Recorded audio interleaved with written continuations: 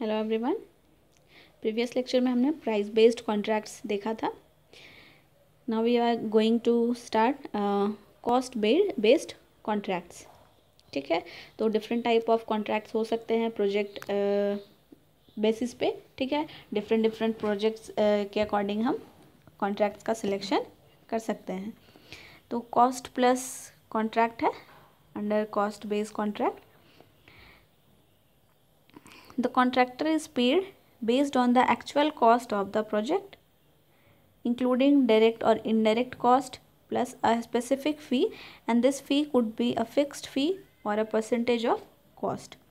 तो यहाँ पर cost plus contracts that mean कि जो कॉन्ट्रैक्टर होते हैं उनको ओनर की तरफ से एक फिक्स्ड या फिर जो एक्चुअल प्रोजेक्ट में खर्च होने वाला है इंक्लूडिंग एवरी सर्विसेज, ठीक है, हर एक यूनिट्स जो भी यूज़ होने वाला है, तो हर एक तरीके का सर्विस का जो भी कॉस्ट होगा तो उन सभी को इंक्लूड करते हुए जो actual cost of the project होगा, ठीक है, उस बेसिस पे कॉन्ट्रैक्टर को पे किया जाता है बाय द ओनर।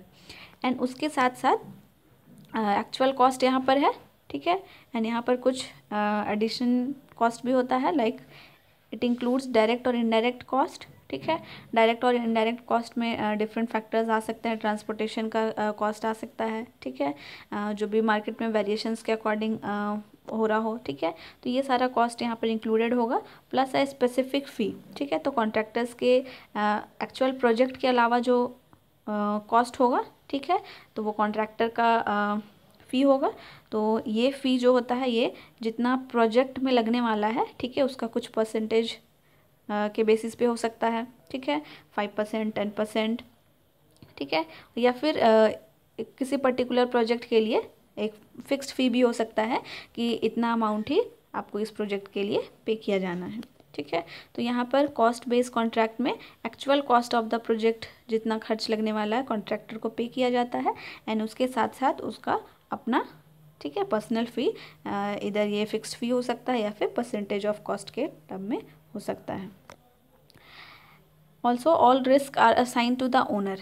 ठीक है, यहाँ पर जो भी रिस्क होगा वो सिर्फ और सिर्फ ओनर के पास होगा। जैसे हमने प्रीवियस केस में देखा था कि फर्स्ट केस में सिर्फ कॉन्ट्रैक्टर पे रिस्क था, सेकंड केस में शेयर कर रहे थे कॉन्ट्रैक्टर्स एंड ओनर, एंड यहाँ पे थर्ड केस में सारा का सारा रिस्क ओनर के पास होगा, क्योंकि actual cost of the project initial stage से लेकर फाइनल स्टेज तक हो सकता है बहुत ज़्यादा वेरिएशन हो, एंड अगर cost of the project increase करता है तो जो यहाँ पर हमने फ़ी देखा है, ठीक है, कॉन्ट्रैक्टर का जो फ़ी होगा, अगर वो परसेंटेज ऑफ कॉस्ट के बेसिस पे अगर फ़ी पे कर रहा है तो यहाँ पर ये भी इंक्रीज़ करने के चांसेस हैं।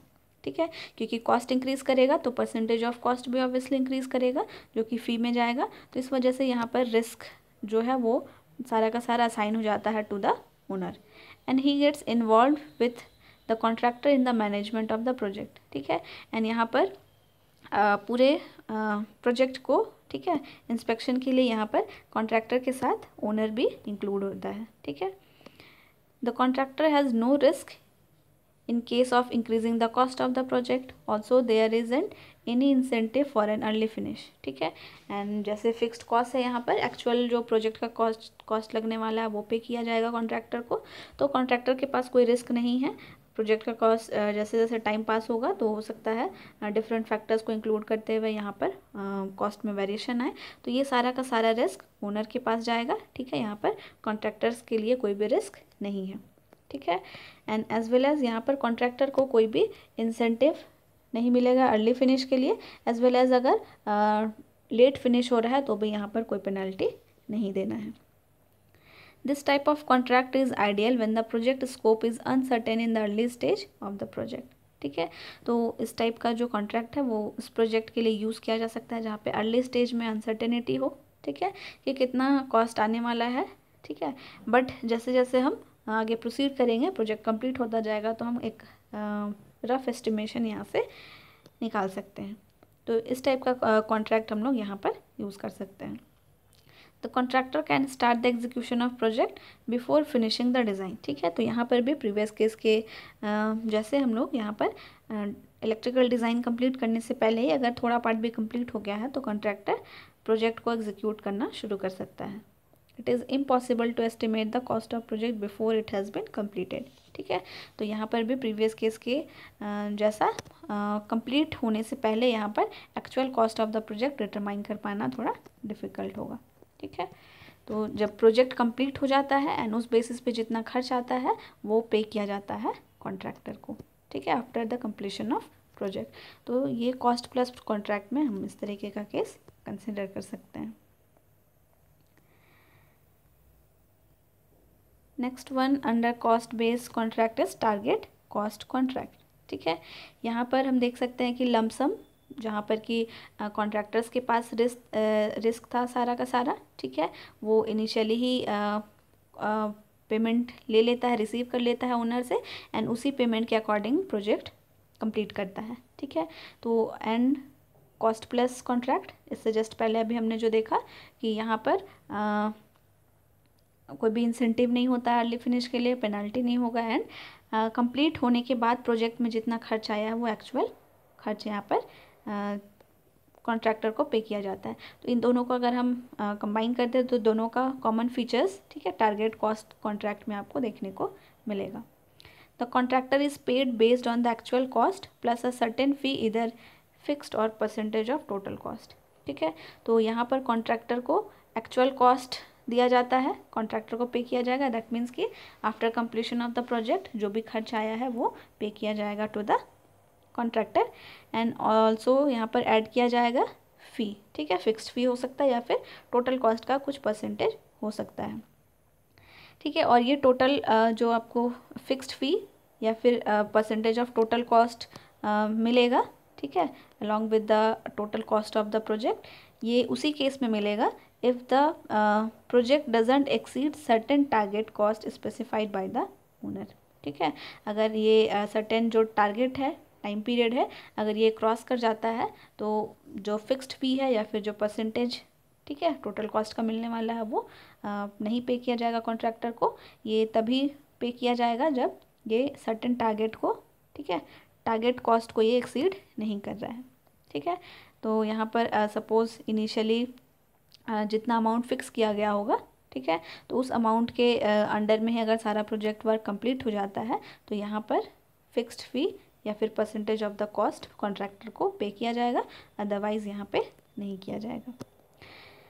सो there is a risk carried by the contractor in case of an increase in the cost of project. ठीक है, तो यहाँ पर रिस्क होगा तब जब सर्टेन टारगेट कॉस्ट इंक्रीज़ कर जाएगा। ठीक है, तो यहाँ पर कॉन्ट्रैक्टर के लिए रिस्की है कि जो फिक्स्ड चार्जेस था या फिर परसेंटेज ऑफ चार्जेस था वो उनको नहीं मिलेगा। The contractor is also rewarded a percentage of any savings between target and actual cost. ठीक है, एंड ऑल्सो यहाँ पर इंसेंटिव्स भी पे किया जाएगा। ठीक है, तो इस तरीके से हम लोग देख सकते हैं कि टारगेट कॉस्ट कॉन्ट्रैक्ट में हम lump sum contract and cost plus contract का कुछ कॉमन फीचर्स इंक्लूड कर सकते हैं। ठीक है, तो हम डिफरेंट टाइप्स ऑफ कॉन्ट्रैक्ट में हम समराइज़ कर सकते हैं। जैसे हमने लमसम में देखा था, तो लमसम में वहाँ पर इनिशियली पे कर दिया जाता है कॉन्ट्रैक्टर्स को एंड उसी प्राइस पे पूरा प्रोजेक्ट वर्क कंप्लीट करना होता है। ठीक है, सेकंड हमारे पास था यूनिट प्राइस कॉन्ट्रैक्ट। ठीक है, तो यहाँ पर एक्चुअल कॉस्ट पे किया जाता है। ठीक है, दैट मीन्स कि यूनिट प्राइस यानी कि हर एक यूनिट, हर एक जो आइटम यूज़ किया जाएगा, हर एक इक्विपमेंट मटेरियल यूज़ किया जाएगा, उस बेसिस पे पेमेंट किया जाएगा। कॉस्ट प्लस कॉन्ट्रैक्ट में एक्चुअल प्रोजेक्ट यानी कि प्रोजेक्ट कंप्लीट होने के बाद जितना खर्च आया है तो उस बेसिस पे आफ्टर कंप्लीशन, ठीक है, ये पे किया जाएगा। एंड टारगेट कॉस्ट कॉन्ट्रैक्ट में एक टारगेट रखा जाता है कॉस्ट का एंड उस टारगेट को अगर कंप्लीट, उस टारगेट कॉस्ट के अंडर अगर प्रोजेक्ट कंप्लीट हो जाता है तो यहाँ पर कुछ इंसेंटिव्स मिलेगा। ठीक है, so that's all about the types of different types of contracts. ठीक है, नेक्स्ट लेक्चर में हम लोग कुछ कंपेरिजन्स एंड आगे इसको कंटिन्यू करेंगे। Okay, thank you everyone.